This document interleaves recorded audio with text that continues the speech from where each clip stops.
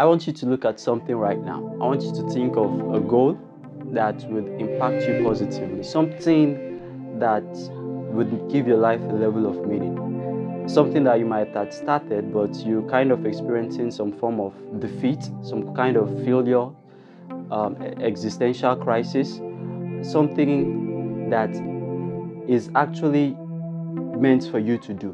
And I want you to just picture it, just paste it in your mind, and kind of follow me really carefully. So I want you to think of it, and I don't want you to think you can do it.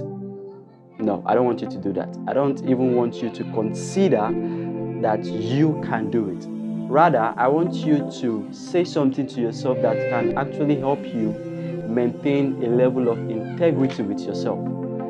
Because the way in which we operate, ladies and gentlemen, is it's kind of there's a battle when we confess things to ourselves, to our minds, that are not necessarily idealistic. They are not necessarily foreseeable. They are not necessarily doable. That our minds can just go blank.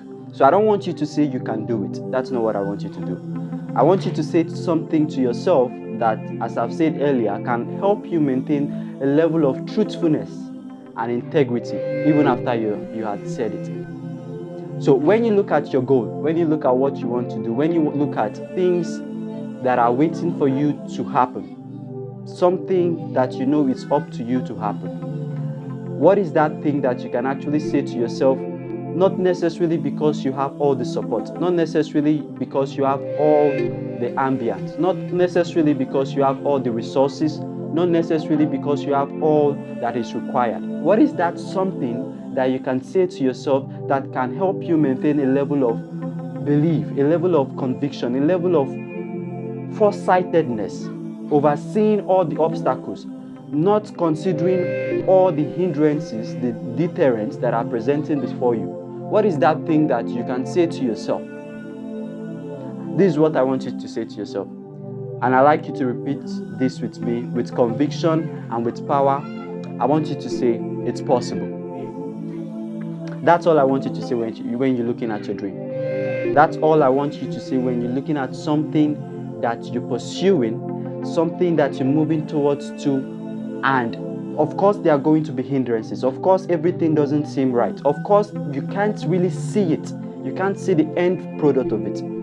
But I just want you to say to yourself, it's possible. Be it a dream you're working towards to, be it your educational qualification that you're pursuing, be it the building of a house that literally nobody else in your lineage has done, be it the attaining of a height in government that literally seems impossible to everybody, including yourself. I just want you to confess this to yourself, that it is possible. Now, what does that do? What that does is it begins to change your belief system. You see, the way in which we operate, ladies and gentlemen, it's a manifestation of what we believe that's possible for us. So everything really that you've accomplished up to this point is a simple manifestation of what you subconsciously believe that it's possible. So until you begin to believe the possibility in the affirmation of the word it's possible, then there is a limit to which you can attain the goal that you're striving towards.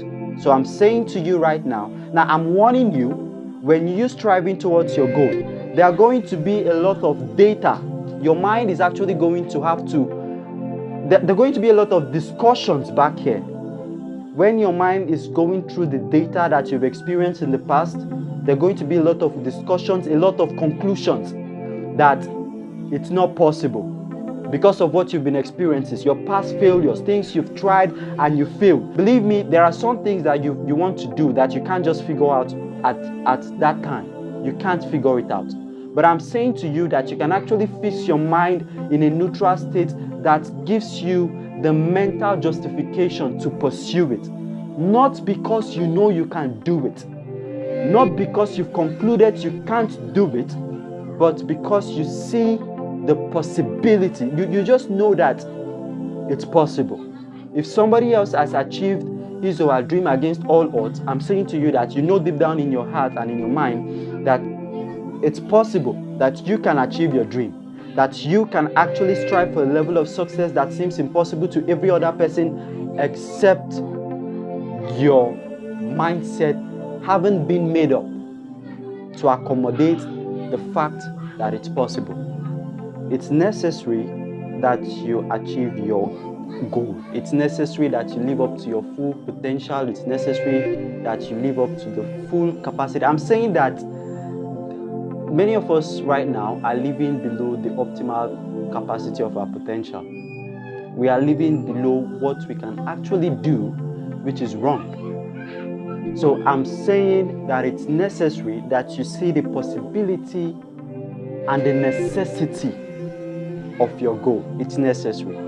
Believe me, in your success lies the success of many other people. In your success lies the success of many other people that are not even necessarily now in your radar of influence. But your success can actually attract people, help them, shape them towards their destinies and their goals, their potentials and their purposes. So it's really necessary. It's vital. It's important that you make up your mind to see the possibility of your goal. Away with all those excuses. It is you. You are the main figure in the achievement of your dream. You are the main figure in the attainment of your goal. The same reason for which you are using as an excuse right now, basically, that's all it is, an excuse. To remain where you are and not strive towards attaining your dream, your goal, your purpose, is the same reason someone else had before you, and he made that reason the leverage, the motivation, the basis for which he attained his goal. It's you. Whatever you want to achieve, you need to stop. Of course, am I saying that there are no factors that can actually influence the achievement and attainment of our dreams and goals? No. Am I saying that there are no factors? No, that's not really what I'm saying. But I'm saying that ultimately it's you. You can either see the obstacles, you can either settle for the excuses, or you can create your own opportunities. You can actually create your own scenario and use that as a motivating force to strive towards the attainment of your goal. Ultimately, ladies and gentlemen, it's you. It's not your brother, it's not your dad, it's not your mom, it's not the government. If the government is helpful, fine. If the banks are giving loans, fine. If you find investors, that's great. If you find people who believe in your dream and assist you, that's wonderful. If you find people who actually believe in you and can actually take up what you have in mind, what you have envisioned, and push it, mandate it, take it as a mandate on themselves and bring it into reality, wonderful. But in the absence of all those, it's still you. You can do it. You can actually achieve your goal, notwithstanding all this, in spite of all these hindrances, all these obstacles, all these excuses. That's what they are. I dare to say so. So it's you. You need to make up your mind. It's you. For the attainment of your goal, it's you. So kick your mind off those excuses. You know, when I actually wanted to start doing this, even the situations were not all palpable. They were not all conducive. They were not all encouraging. But then I knew it's me. I'm doing it against all odds, against all distractions, but I'm doing it. Not because the situations or the environment it's apt for it, but because to me it's what I'm supposed to do and I'm doing it. So I'm saying it's not only possible and it's not only necessary that you see the possibility, but it's all up to you. All these factors might contribute, but you allowing yourself to be hindered by them is just you conforming to making them excuses. But I'm saying to you right now, you can use them as a leverage when you're trying to do something that hasn't necessarily been done by others. Remember Roger Bannister. Before him, nobody else did it. And because nobody had done it before him, everybody that tried it before him believed that it was impossible, and they didn't strive towards it. They literally pasted it in their mind that it wasn't possible. So when they got on the track, they just did it for doing sake. But once he did it, everybody else who started from that point and was attempting it had it in mind that it had been done by Roger Bannister, and they have that in mind, believing, and 20,500 counting, including high school kids.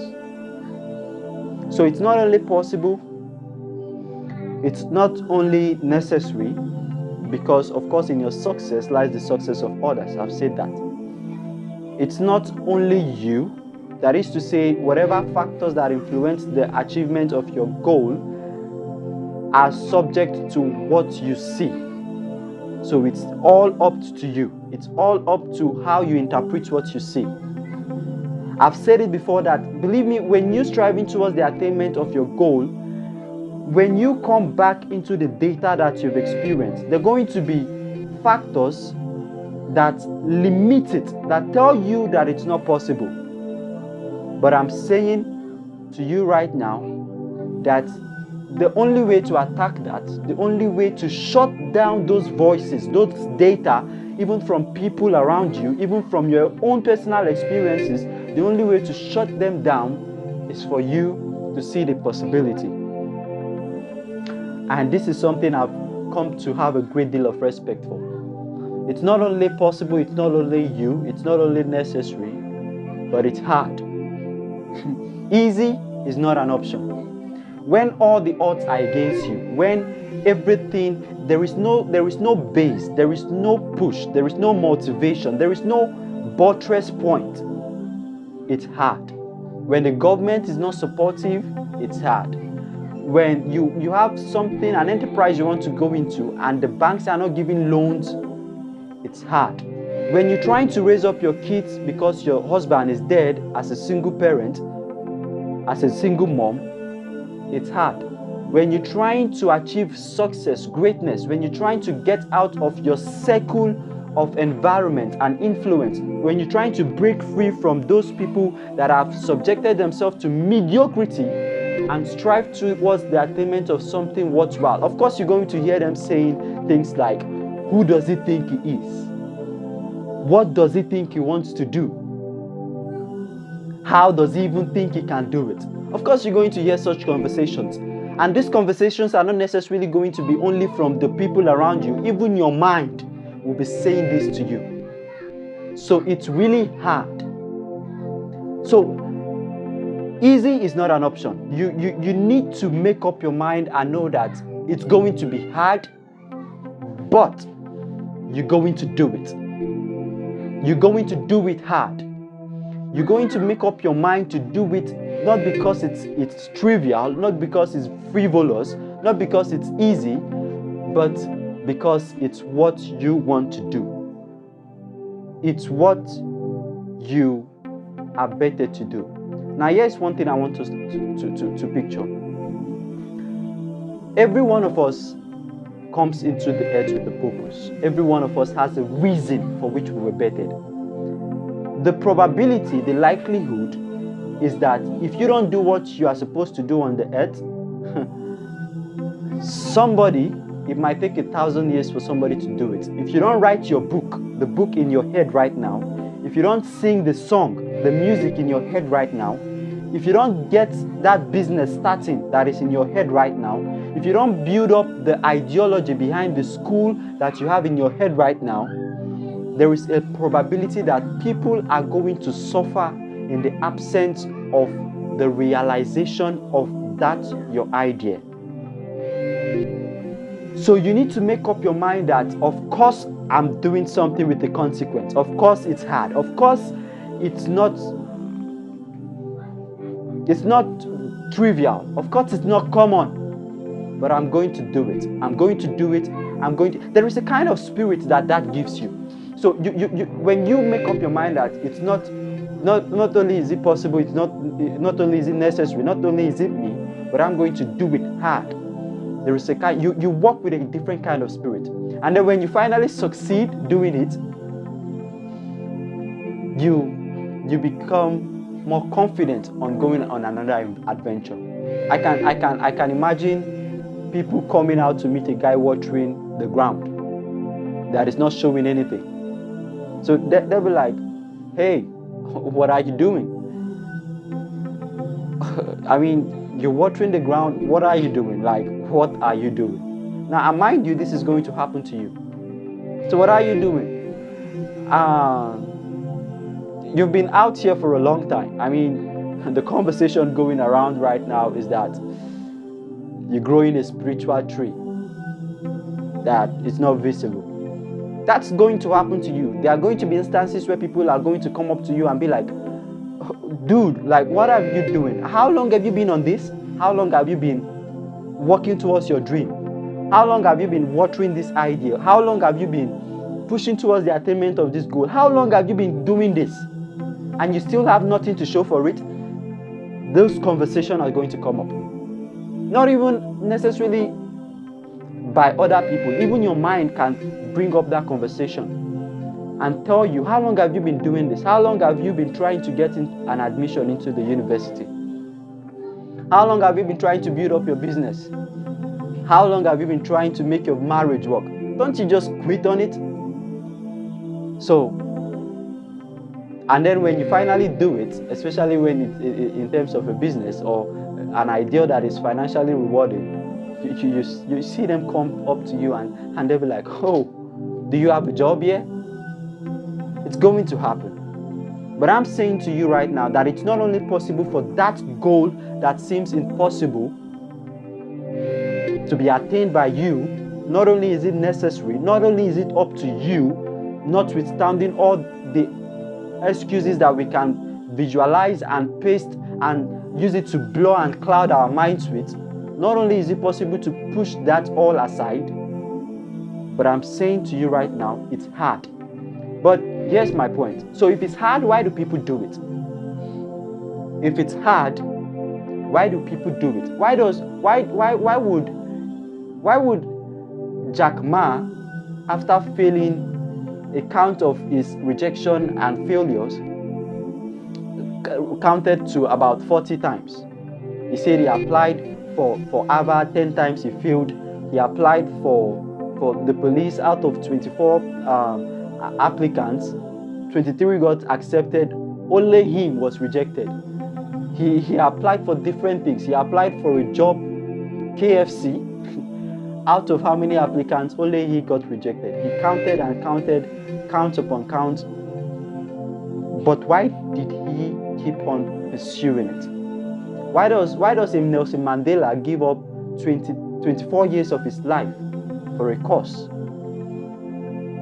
Now let me give us an analogy. Some time back, I was actually a fuel attendant, and a certain time, so this truck came, they were trying to offload the fuel, trying to discharge into the pit, and there was a leakage. Everybody was running. I was running. Everybody was running. But then the manager of the place, instead of running from where the leakage was coming, he was going towards it. What was going through his mind at that time? Like, why would you, when everybody is running, you're approaching it? Now, here's my point. Why do people do the things that they do? They do it because even if it's hard, it's worth it. Yes, it's worth it. I'm saying that when you have a plan that you've conceived, when you have a goal that you've conceived, when you have something in you that you know that this is something that I want to do, the reason why you do it is because it's worth it. The reason why you stay and elapse all the time of the boring lectures in your university days, the reason why you stay up at night to study, the reason why you do something even if it's not convenient for you, ladies and gentlemen, it's because it's worth it. So what I'm saying right now is that it's not only, we shouldn't be clouded with our emotional vacillations. We should actually pursue, it's important that you pursue a goal that you know it's worth it. It's important that you pursue a goal that you know that It's worth my sacrifice. It's worth the pain. It's worth my time. So that's why people do all the crazy things they do. Why would Elon Musk try 4 times to launch a rocket into space? Failed 3 consecutive times. Barely succeeded on the 4th. Why would he do that? Why would he spend all his money? No government sponsorship, just his personal fortune invested into it. Why did he do it? It is because to him, it was worth it. Why did Mark Zuckerberg quit school? It was worth it. Why did Bill Gates quit school? It was worth it. Why does anybody do anything? It's because it's worth it. So it's important that you find your why. Your why is very important. If you can get a good enough why, what I'm submitting to us right now is that you can survive anyhow. We'd like to thank you especially for joining us on today's pathfinding session, and we hope to see you on the next session, because we promise it's going to be illuminating, life-changing, life-impacting, life-transforming. And I'd like you to like, subscribe, share on this. If you have something resonating in your mind, you can comment below so others can partake from your experience.